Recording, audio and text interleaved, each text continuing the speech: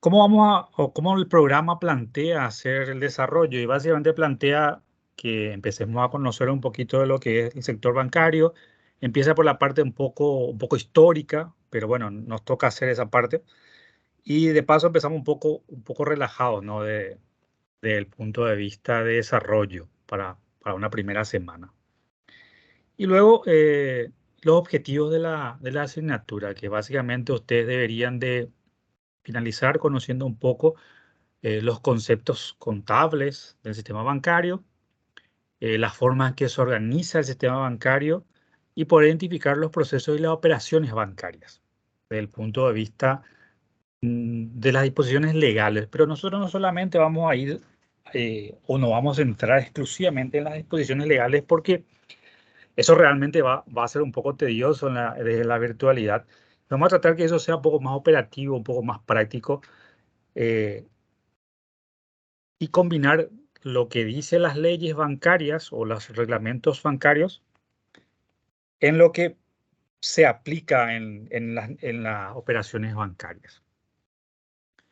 ¿De qué se trata nuestra asignatura? Primero, lo que les mencioné, vamos a dar la unidad 1, un poquito de los conceptos, las operaciones, el origen y algunas cosas que tengan que ver sobre las funciones básicas. Luego están las clasificaciones de los bancos, ya decirlo así a título nomás para tener un repaso de lo que es el programa, el desarrollo monetario desde el punto de vista de nuestro país, cómo se inició, hacia dónde fuimos, cómo se desarrolló y vamos a tratar de ver cómo hoy está el sistema bancario, que si ustedes seguro que vieron ya las noticias, es uno de los sectores de la economía que sobrevivió o sobrellevó de manera muy, muy exitosa, por decirlo de una manera, el proceso de la pandemia. Es decir, el sector bancario fue uno de los sectores que mantuvo su rentabilidad, si bien eh, la morosidad fue un tema para los bancos, pero tampoco fue un problema muy serio porque con las políticas que se aplicaron se pudieron sobrellevar eso. A modo de comentario al margen, ¿no? En la cuarta unidad ya entramos sobre los instrumentos, el cheque.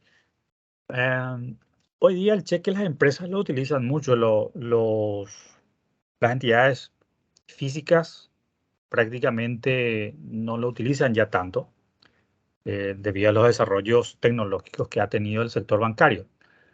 Pero las empresas sí lo siguen utilizando, los proveedores, no deja de ser un instrumento que en desuso. El otro producto que tienen las entidades financieras son las cuentas corrientes, los depósitos de ahorros, que forman parte de los productos principales del sistema financiero. Y luego está la función principal del sistema financiero, del sistema bancario, que es el crédito. Ahí vamos a ver unas cuantas cosas. Luego están los tipos de operaciones también, que tienen que ver las operaciones de descuento, las operaciones internacionales. Y allí vamos a ver un poquito la diferencia entre las funciones que tiene un banco, por ejemplo, una financiera, una cooperativa, etcétera, y por qué existe esa diferenciación, ¿no? Después están el mercado cambiario, las entidades financieras, las entidades bancarias en general, forman parte del mercado cambiario. Entonces nosotros vamos a entrar a ver un poquito cómo funciona eso desde el punto de vista operativo de las entidades bancarias. Y luego la creación y los fundamentos de los bancos oficiales, es decir, cómo se fueron creando las entidades financieras aquí en el país desde su desarrollo. Hay que entender un poquito que Paraguay, cuando se empezó a fomentar en el mercado, venía de, de conflictos bélicos muy importantes, donde su desarrollo de mercado era muy incipiente, poca confianza, eh, y tuvo que generarse a través del Estado. Entonces apareció todo lo que es el Banco Nacional de Fomento, todo lo que es el Fondo Ganadero. Son entidades que si bien, principalmente el Fondo Ganadero, hoy ya no tienen una fuerza muy importante porque las otras entidades compiten muy fuertemente con ellos. Pero lo vamos a ver en detalle también nosotros. Y luego están los bancos y los organismos internacionales. Y ahí en específico se ve en el programa que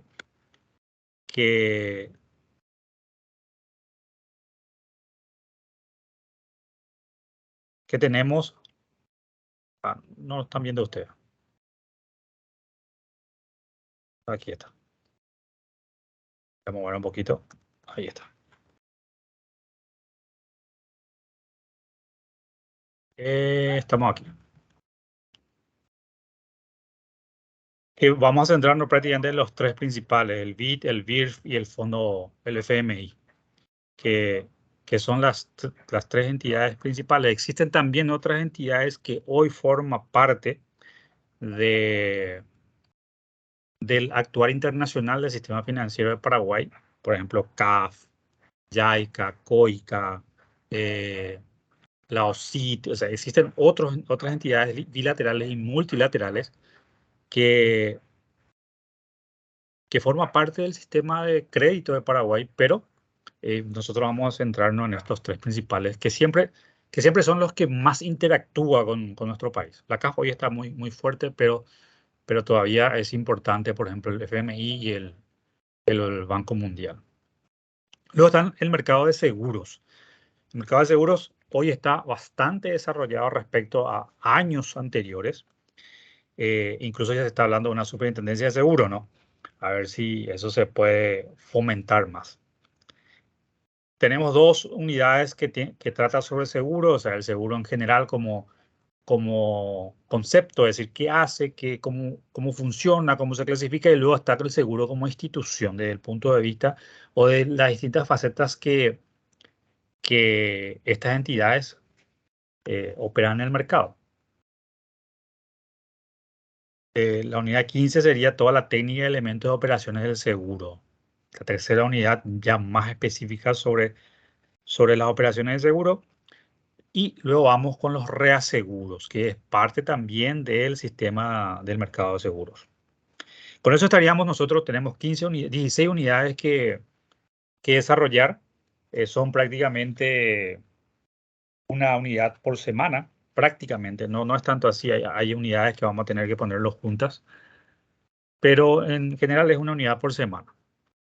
Y poquito la metodología, esto ustedes ya lo saben. La bibliografía, si bien esta bibliografía que está aquí,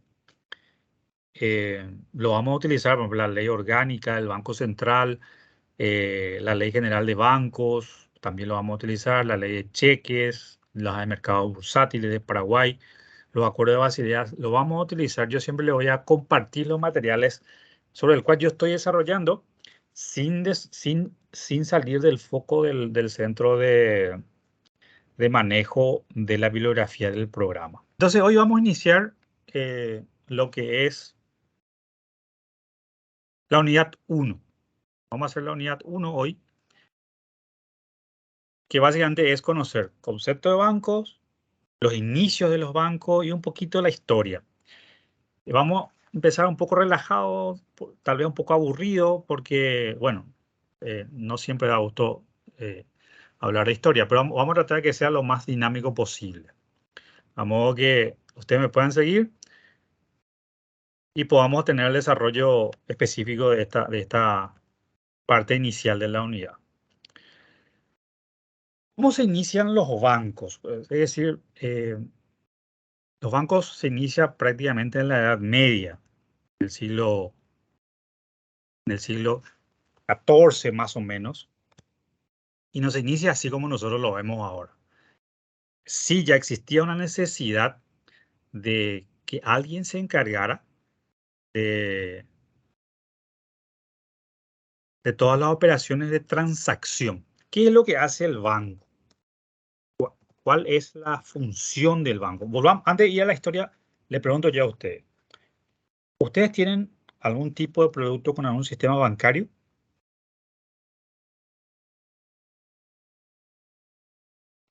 Yo sí, profe. ¿Cobras tu salario por ahí? Tengo una cuenta corriente. Tenés una cuenta corriente de una operación que tenés, de algún tipo de operaciones comerciales, ¿verdad? Comercial, sí. Ok, perfecto. Yo también, profe. Vos Cobro mi también. salario Ok, por medio de eso.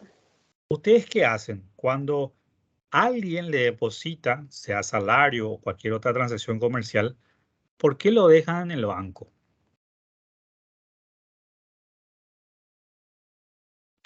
En mi caso, ahorro, profe. Porque si tengo Ahorras, efectivo, sí, porque si tengo efectivo conmigo va muy rápido. se va muy rápido, o sea que tenés un ahorro programado ahí, ¿no? También, sí. También. A mí también me Pero es más práctico también, profe, en la hora de pagar las cuentas. Ya casi todas las financieras, otros comercios ya están adheridos ya lo que son los pagos por la APP de cada banco nomás ya. coincidimos que hoy día los pagos web es toda una revolución que nos facilita la vida, principalmente para pago de Así servicios. mismo. Así mismo, profe. Pero ustedes no quitan su dinero, van usando conforme a la necesidad hasta que termine o que tengan otro depósito. No es que se van y dicen, no, ¿sabe qué? Voy a quitar mi plata del banco porque el banco en cualquier momento me puede decir que ya no tiene mi plata. ¿Ustedes no piensan así o sí piensan eso? Particularmente yo, no, profe. Acá me peleo así con mis padres con ese concepto que tienen. Que quieren sacar, una vez que se deposita, quieren sacar todo su plata, pero yo no. Vos no, ¿verdad? No. Es decir, bajo ese concepto Yo que tampoco, profe. vos Prefiero tampoco. tener nomás en la cuenta. Ujú. Y aparte, si a la vista te genera por lo menos alguito de interés, ¿verdad? Sí, profe. Ok, entonces, ¿qué creen ustedes que es el negocio del banco para que ustedes dejen su dinero allí?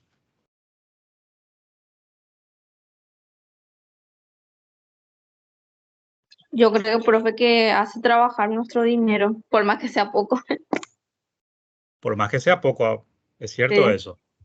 Pero le complemento a lo que ustedes dicen. Y yo hago lo mismo que ustedes, ¿no? Tengo ahí todo mi movimiento financiero en el banco y a veces uso solamente tarjeta y dejo mi efectivo, mi caja de ahorro o cuenta corriente allí acumulándose todo lo que se pueda. ¿Verdad? No es mucho, pero se acumula. ¿Por qué hacemos eso? Hay un concepto que el banco te transmite que se llama esto.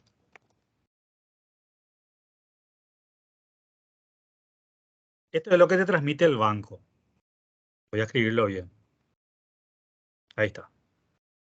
¿Es cierto o no? Porque cuando vos cobras tu dinero, es diferente tenerlo contigo en la cartera o en la mochila o allí en la casa que tenerlo en el banco. Parece que va a estar más seguro luego.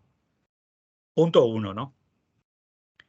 Entonces, el negocio del banco desde que se inició es la confianza. Si vos tenés una duda que el banco no te va a poder disponibilizar tu dinero cuando vos necesites, esa confianza se termina. No sé si ustedes leyeron noticias anteriores de cuando en la década de los 90, inicio de los 2000, hubo una corrida bancaria, es decir, se cerraron algunos bancos. Seguro que habrán escuchado ya alguna teoría en alguna clase de ustedes. Y si no, les cuento. En ese entonces hubieron bancos que se cerraron, Banco Alemán, Banco de los Trabajadores y otros bancos que ahora no estoy recordando, donde las personas dijeron, yo me quiero retirar mi plata y no me da hasta, me dice, no, vení mañana dentro de 24 horas y eso empezó a generar desconfianza. ¿Qué va a pasar si yo hoy con la banca web quiero hacer mi operación y hago el pago, pero tardo 24 horas, 48 horas en que se haga esa operación? Medio que voy a empezar a dudar, ¿no? O si recibo un pago a través de la banca web también, del CIPAP, como le conocemos también, eh, mi pago no llega. Primero le va a llamar, si Marcela le da a Natalia, Marcela le va a llamar a Natalia y me dice que no me llega tu pago, o viceversa. Y Natalia te va a decir, no, acá yo te envío mi comprobante y ya está. Vas a llamar al banco, el banco te va a decir, no, sabe que eso es normal. Empieza a generar cierto grado de confianza y eso no funciona. Sin embargo, hoy esa confianza está mucho más fortalecida porque las operaciones que yo hago al instante ya veo reflejado en mis cuentas. Si el banco no puede mantener esa confianza, pierde su negocio principal. Entonces, no es luego el banco no te tiene luego que vender que puede hacer negocio con tu dinero o que te puede pagar intereses, sino que te tiene que dar esa tranquilidad. Ese es el negocio principal de un banco. Entonces, en su historia, desde sus inicios, eso es lo que los primeros captadores de dinero, en ese entonces estamos hablando de metales, es lo que representaba. ¿Y cómo se inició? ¿Cómo se inició el concepto de que alguien se vaya a depositar? Estamos hablando del siglo XIV, sus, sus metales, oro, plata, en algún lugar. Y existían las fortalezas, o sea, los castillos, por llamarlo así, de una manera, y decían, bueno, en tal lugar es una fortaleza que nadie lo puede entrar así nomás a robar. Entonces, el dueño de eso decía, bueno, señores, si usted viene a dejar acá sus metales, yo le aseguro que acá nadie va a robar. Y todo el mundo sabía que nadie puede, porque tenía hombre, tenía toda una seguridad, y él daba un tipo de documento. No tengo ni la menor idea cómo ha sido, pero según la historia así lo dice. Y con ese documento yo me voy al mercado y digo, ¿sabe qué? Yo te voy a dar este documento y vos te vas a ir a presentar en esa fortaleza y te van a pagar. Y algunos desconfiaban y otros no, hasta que todos empezaron a conocer el proceso. Y entonces todos los comerciantes llevaban su dinero, depositaban allí, eh, daban los documentos de transacción que garantizaba que él tenía ese dinero, se iba, presentaba y le pagaba. Y así empezó ese proceso que hoy hace el banco. Aparte de la confianza, es lo que hace la intermediación. Y este es lo que ustedes llaman, aparte de ganar dinero, esto es lo que hace el banco. Intermediación. Porque él no pone casi nada de su dinero, todo es captación del público y lo distribuye hacia otro sector o sector similar que está necesitando obtener algún tipo de financiamiento. ¿Qué es lo que pasó para que esta intermediación se dé? Porque, ¿cuál es el concepto de intermediación? Captar dinero y distribuirlo donde haga falta. Una de las funciones de los bancos es nivelar la cantidad de dinero en la economía. Entonces hay un sector que tiene excedente de dinero, vamos a ponerlo así, y hay otro sector que básicamente están con escasez de dinero. No es que no tengan nada, sino que, por ejemplo, aquí hay un sector ahorrista que son empresarios exitosos, vamos a suponer que son todos los que Zuckerberg, Bill Gates, que tienen excedentes de dinero, y ellos dicen, bueno, yo le voy a dar al banco, ¿por qué? Porque hay una mayor gestión del riesgo, o decir, menos me arriesgo que yo mismo haga las inversiones y lo deposito allí. Y está el otro lado de la economía donde ellos necesitan hacer inversiones y que necesitan obtener del banco el financiamiento. Entonces, ¿qué es lo que hace el banco? Dice, bueno, yo obtengo el dinero y me dan ese dinero porque confían en mí. Y a través de esa confianza yo voy a generar un spread, o sea, una ganancia, a través de la intermediación. Entonces, lo que hace es dar financiamiento a quienes no tienen recursos de capital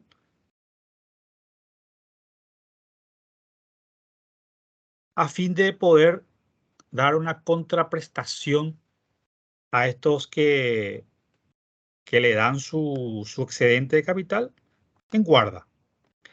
Y así empezó también en la Edad Media a decir, bueno, ¿qué es lo que sucede? No todos los que me dejan sus metales van a venir a retirar, porque no venían todos a retirar. Entonces el terrateniente, el dueño de la fortaleza decía, espera un poco, yo tengo, no sé, 200 kilos de oro ahí guardado y en el año se llevó 50. No retiraron todo. no estoy pagando interés, le cobro algo por guardarle, pero yo puedo ganar más si hago este trabajo, la intermediación. Entonces empezó a decir, bueno, yo voy a prestar este dinero, voy a dar crédito. A medida que voy recibiendo dinero, que hoy nosotros lo conocemos como ahorro, voy a dar el crédito. Entonces, si alguien, por ejemplo, necesita comprar algo y no tiene generación de excedentes, le presto a una tasa de evolución. El problema era instrumentar en ese entonces, ¿no? Pero lo lograron hacer y se generó el segundo producto que era la financiación. Entonces venían, qué sé yo, algún otro terrateniente con menor capacidad, querían comprar insumos, quería comprar animales, etc. Y el que tenía en guarda el documento le decía, bueno, tú mira, toma, te doy esto, andaba vos con eso, comprar lo que tenías que comprar. Y el comerciante que recibía el documento, obviamente ya sabía que esa casa de guarda, todavía no lo llamamos banco, podía garantizar ese documento. ¿Ok? Y ya se generaba la transacción de intermediación. Entonces era una cuestión ya dinámica. ¿Cuál es la otra cosa del por qué se genera también el tema de guarda? En esa época la producción estaba tal vez alejada del mercado, entonces se tenía que trasladar de un lugar a otro.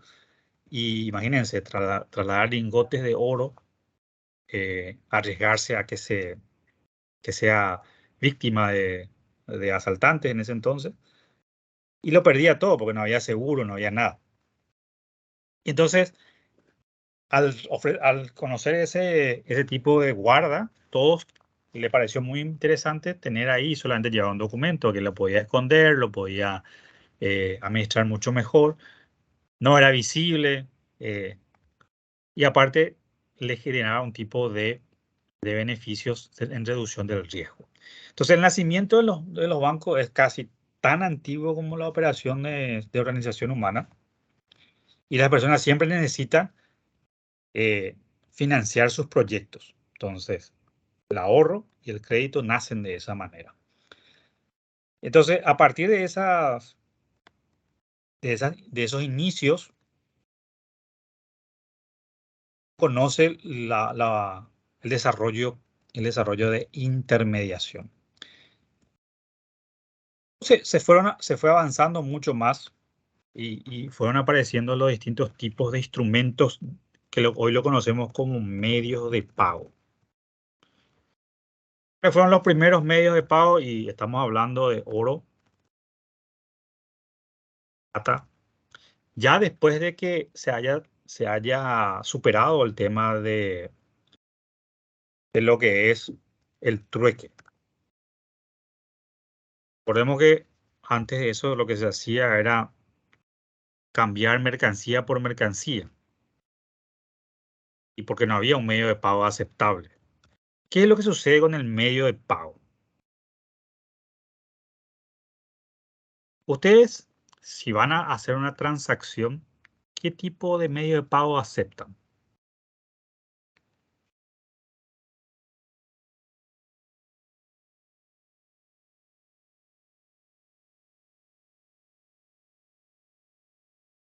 ¿Ustedes aceptan efectivo? Débito. ¿Débito? Ujú.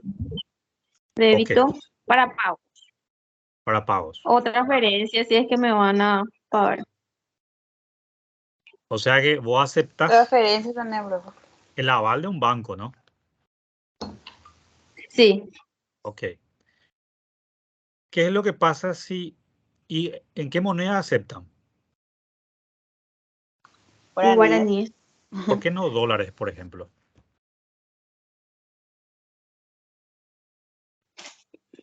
Yo no tengo cuentas en dólares. Primera restricción, ¿verdad? Yo Sí. tampoco, profe. Ok, Y aparte que entonces, no, al menos yo no estoy utilizándolo de esa manera, no. Mi medio no me permite el pago en dólares. ese es un tema. Nosotros hablamos, de repente escuchamos, sí, me pagan en dólares y todo eso, ¿no? en realidad, en Paraguay, la moneda oficial es el guaraní. Por más que vos, salvando todas las restricciones que están diciendo, supongamos que pueden hacerlo, existe un tema que vamos a ver en el transcurso del desarrollo, que al final, si vos recibís los ingresos en moneda extranjera, al final tenés que pagar en guaraníes y tenés ahí el riesgo del tipo de cambio. Y ustedes reciben en guaraníes, pero ¿por qué aceptan guaraníes? Y antes de que sigamos con el cuestionario, le doy un ejemplo. En Argentina, por ejemplo, las personas no siempre quieren aceptar pesos. ¿Por qué creen eso? Porque está muy bajo su moneda, profe, de ellos. Es decir, Le conviene más el dólar porque es un poco más al cambiar, es un poco más.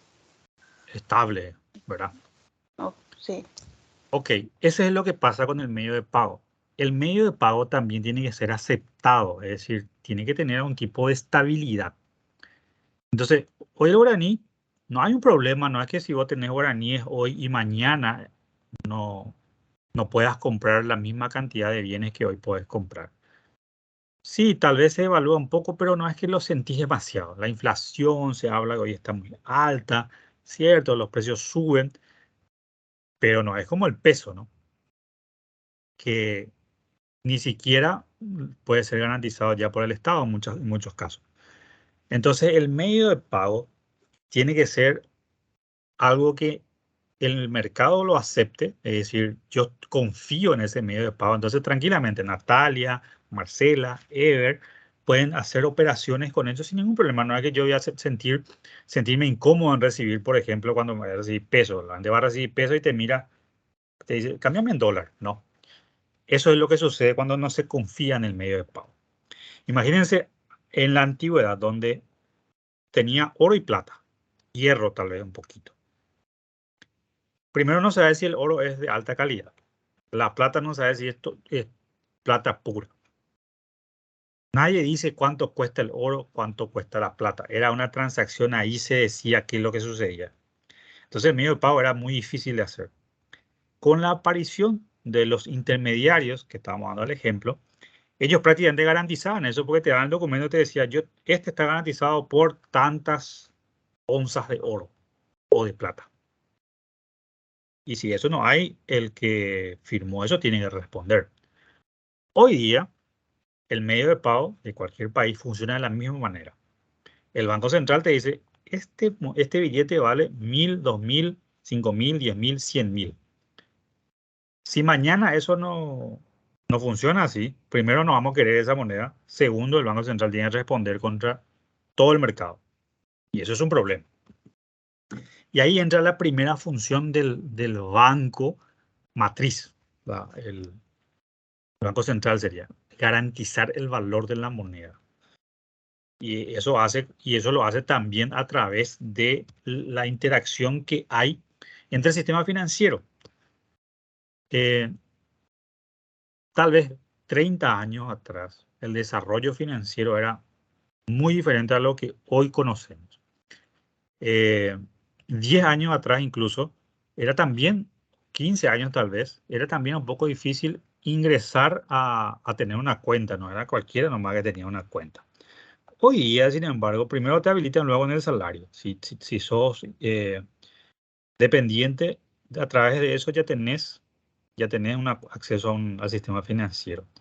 Si sos independiente, también no existe tantas ya restricciones para poder acceder a un movimiento financiero, porque hoy los bancos están mucho más aperturados a generar esa interacción financiera.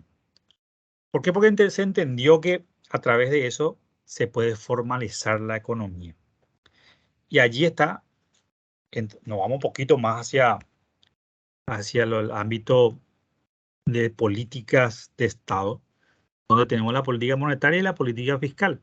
Porque este medio de pago, el Estado dice, este es el medio de pago, y si hay una oferta mayor del medio de pago, más de lo que se necesita, ese medio de pago se devalúa. Si hay una demanda mayor de la oferta, ese medio de pago crece demasiado. Y allí se empieza a jugar lo que es inflación, tipo de cambio. Y no solamente y ahí estamos hablando solamente de factores internos. También se tiene que adicionar los factores externos sobre lo que son la demanda externa, las exportaciones, las importaciones, que también impacta en el valor de la moneda. Solamente para mencionar eso. Más adelante nosotros vamos a entrar porque vimos que hay una unidad de eso. Ok, entonces, así evolucionó todo lo que es, como dar una pincelada del antecedente histórico bancario. Resumiendo un poco para que no sea muy, muy teórico, de cómo inició la historia bancaria. Y por dar una época del inicio de esa historia bancaria, esa época en la cual se inicia es como la época precapitalista, se le conoce.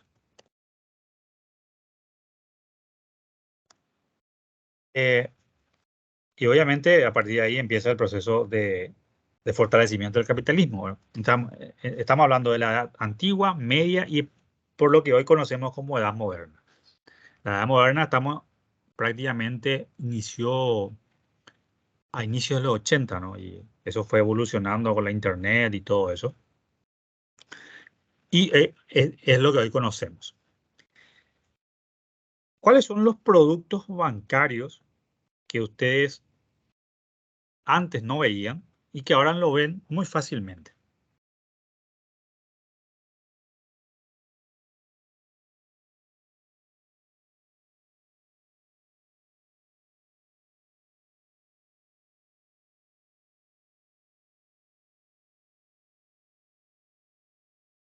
Y el primer producto que antes no había es la banca web. Las tarjetas. Las tarjetas de crédito antes era solamente tener tarjeta de crédito física o tarjeta de débito física. O sea, un producto que antes no había y que hoy, después de, yo lo digo, la parte positiva de la pandemia es la facilidad en acceder a medios de pago. Y esa tarjeta de crédito o tarjeta de débito, hoy ya no hace falta tenerlo físico, el plástico. Prácticamente es electrónico a través de la tecnología. Hoy se puede pagar de los teléfonos celulares. Entonces hay un desarrollo paralelo en la historia bancaria, la historia del mercado financiero en sus productos. Antes sí o sí necesitaba una chequera si iba a tener una cuenta corriente. Sin eso no funcionaba tu cuenta corriente. Sí o sí tenías que tener. O si no, no puedes pagar nada, no podías. Máximo te da una tarjeta de débito o una línea de crédito con tarjeta de crédito y con eso te manejabas. Tenías que andar con tu chequera por todos lados.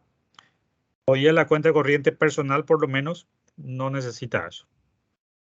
Las cuentas corrientes de entidades físicas puede combinar esos productos. Tienen la chequera por una cuestión de, ustedes más bien lo van a saber, por una cuestión de transparencia en las operaciones, como para generar comprobantes para luego hacer la contabilidad. Pero si bien también las operaciones electrónicas generan esos comprobantes de auditoría. ¿Por qué? Pues esos son perfectamente auditables, los extractos de movimientos bancarios. Pero esa facilidad de productos hace que evolucione mucho más la historia de lo que es el movimiento bancario. Como lo dijimos, el origen de la banca inicia a través del trueque, avanza a través de los primeros medios de pago. Generalmente son los productores, los que hacían orfebrería en la antigüedad, que hacían los primeros movimientos comerciales y necesitaban cómo hacer las transacciones. Y eran los comerciantes quienes generaban excedentes en su movimiento comercial y que demandaban dónde poner ese dinero. Y como ya lo estábamos diciendo, de ahí nace esa necesidad de contar hasta dónde o de dónde poner ese excedente. Es decir, generar ahorro. El banco no solamente empezó a trabajar con ahorro, lo dijimos, también lo hizo con crédito. Esta instrumentación del crédito era un poco más complicado hacerlo, atendiendo a que extender créditos a terceros era muy riesgoso. Si bien en la antigüedad el riesgo se mitigaba con fuerza, no necesariamente con litigios judiciales y todo eso, sino eras más bien, bueno, está el cobrador y se va y te cobra, te quita lo que tiene que quitar. Siempre hay una forma de recupero del crédito, es decir, de reducción de riesgo. Y esto es lo que hace el banco. Gestión de riesgo. ¿Cuál es la primera gestión de riesgo que hace el banco cuando yo me voy a depositar o me depositan por un medio del banco? Primero es el riesgo a situaciones extremas, es decir, que sea asaltado caminando o yendo en un medio de transporte con mis activos. Porque el banco no solamente hace depósito de dinero, sino también hace depósito de bienes, transacciones, etc. Y entonces, el primer riesgo que mitiga es el riesgo operativo. Luego, el otro riesgo que mitiga sería el riesgo crediticio.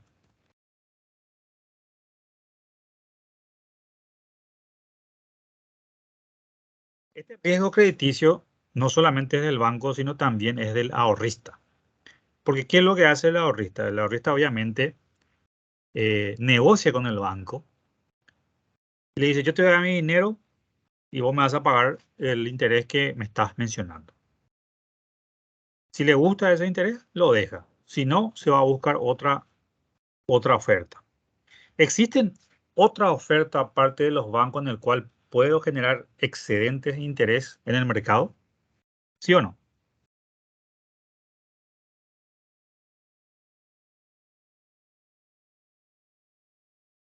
Sí existe.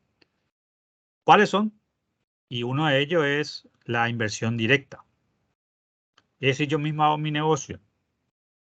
¿Genera más rentabilidad? Sí, pero a la vez genera más riesgo. La segunda opción, aparte del sistema financiero, es el mercado de capitales. Es decir, puedo comprar bonos y acciones. ¿Es rentable? Sí, es rentable. El riesgo, también hay riesgo. Hay menor riesgo que hacerlo yo mismo. Pero el que más mitiga el riesgo, por ende, es un poco menos rentable respecto a los anteriores, es las operaciones bancarias. Pero este riesgo crediticio, ¿cómo el banco lo mitiga o cómo lo gestiona? Primero que el banco tiene todo un sistema o una logística para poder analizar el riesgo. Es decir, yo me voy a un banco, le pido un crédito y a él no le cuesta nada analizarme a mí, mi carácter crediticio para otorgarme el crédito. Puede tener acceso a información porque maneja confidencialidad. Sin embargo, si yo mismo, como ahorrista, voy a prestar a un tercero, ya me cuesta porque primero no tengo toda la logística, entonces es muy caro. ¿A cuánto le tengo que cobrar a quien le va a prestar? Si el banco lo cobra 9%, yo le tengo que cobrar 18, 20, tal vez 30, porque me cuesta mucho. Y encima no mitigo todo el riesgo porque la información no está actualizada, no es completa. No puedo acceder a toda esa gama de datos que podría tener ya configuradas las entidades financieras. Entonces me es mucho más sencillo ir a depositar mi dinero, que ellos hagan todo lo que tengan que hacer y me garantice, por ejemplo, un ahorro de 4% anual. ¿Es poco o es mucho esto? Y no es mucho. Hoy día, por ejemplo, si yo miro esto respecto a la inflación, que está a 11%, estoy perdiendo, posiblemente. Pero me mitiga un poco. ¿Qué quiere decir esto? Que en vez de perder 11% de mi dinero, yo estoy perdiendo solamente 7%, por ejemplo. No es completo esta inflación. Entonces es peor no tener esa rentabilidad. Que yo tener que gestionar e ir a hacer, por ejemplo, trabajar en el negocio, tal vez gane en mi negocio 30% anual, tal vez, pero acá tengo todo el riesgo de liquidez, tengo todo el riesgo crediticio, tengo todo el riesgo de mercado, competencia, horas de ocio que tengo que invertir o sacrificar, mejor dicho, para poder llegar a ese 30%. Si estoy dispuesto a eso, gano 30%. Si no, prefiero gestionar mi rentabilidad a los niveles que el banco. Entonces, yo puedo hacer otra cosa, disfruto del ocio, etcétera. Eso es una de las funciones prioritarias que hace el banco respecto a todo lo que ofrece. Recapitulando, el banco inicia a través de su base, que es la confianza. Su función es la intermediación. No hace otra cosa que captar dinero y disponibilizarlo a sectores que hoy no tienen capital de inversión. Genera dos componentes de la economía, que es el mercado de ahorro y el mercado de crédito. Desde su antigüedad, desde su creación de las entidades intermediarias, su función fue exclusivamente administrar la liquidez del sistema. Hoy tiene muchos productos y una de las funciones que hace es la mitigación del riesgo. Y a la vez también incide en la economía sobre lo que es el movimiento comercial. Hoy saben cuánto es la tasa interbancaria o la tasa del Banco Central del Paraguay sobre las operaciones bancarias.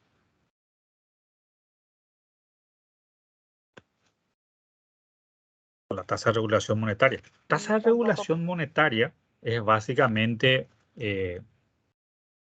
la tasa que el Banco Central pone para las operaciones del sector bancario.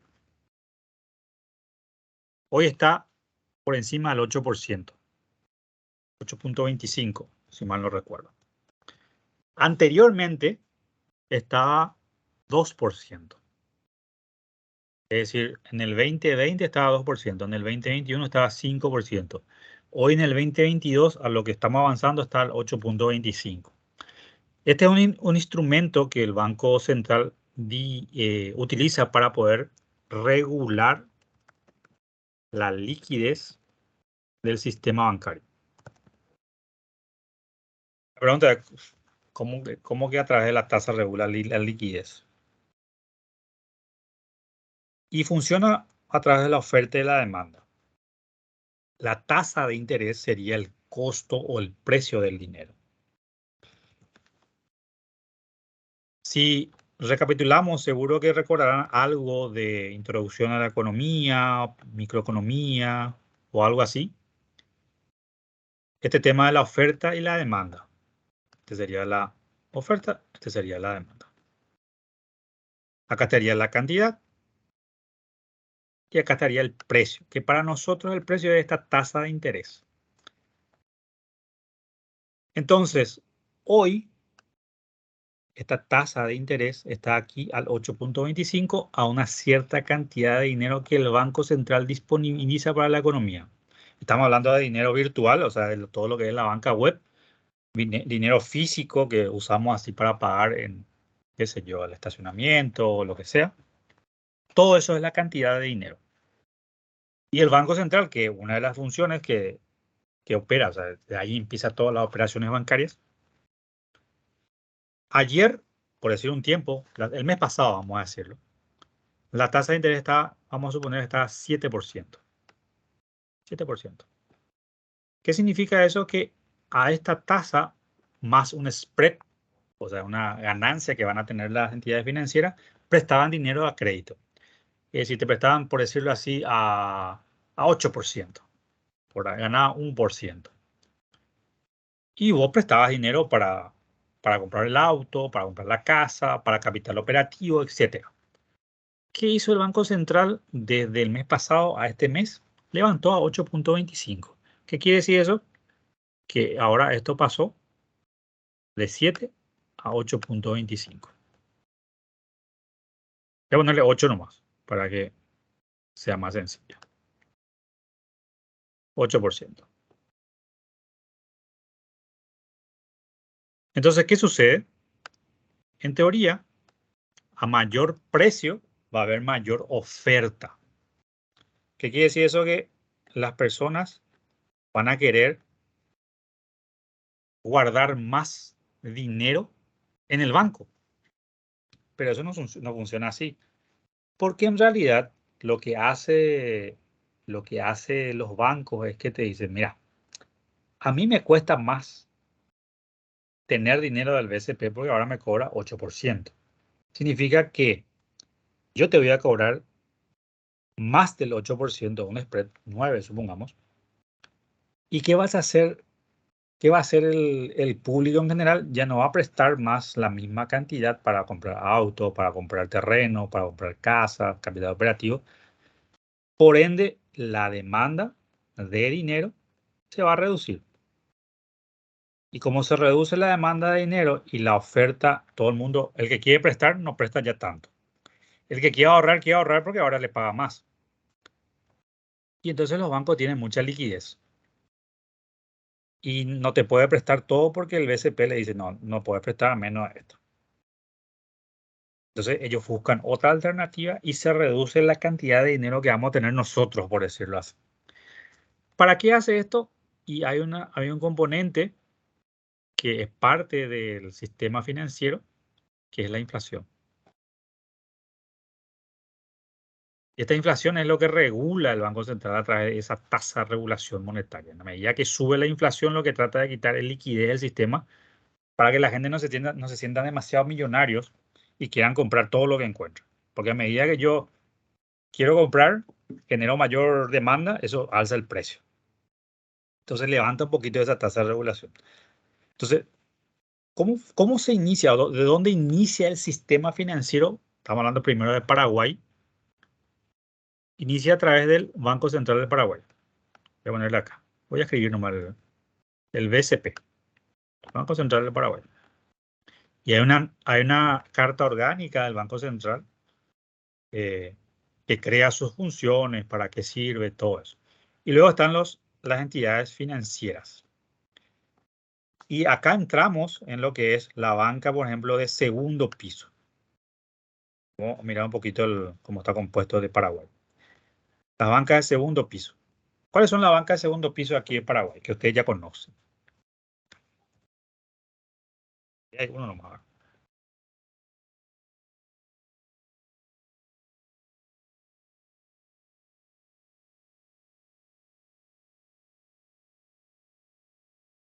La AFD, por ejemplo, es una banca de segundo piso. ¿Qué quiere decir eso? Vos no te vas a ir como particular a prestar plata a la AFD. Pero si vos vas a prestar plata para hacer una inversión física, una inversión en activos, te dice, es un préstamo AFD, te dice.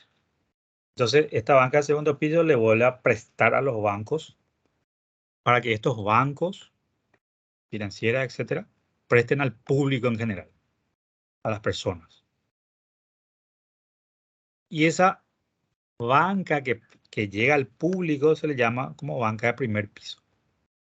Entonces, esa sería la característica general de cómo está compuesto nuestro sistema financiero paraguayo. Y bueno, en esta banca de primer piso están las entidades bancarias, están las financieras, y luego se subdivide otra vez ahí donde están las cooperativas, porque las cooperativas también pueden acceder a ese préstamo AFD, depende de las calificaciones que tenga.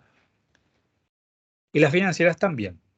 Hoy día hay pocas ya financieras muy, muy grandes, que casi todos se volvieron bancos. Y eso sería cómo está compuesto nuestro sistema financiero en general. ¿Consultas? ¿Dudas?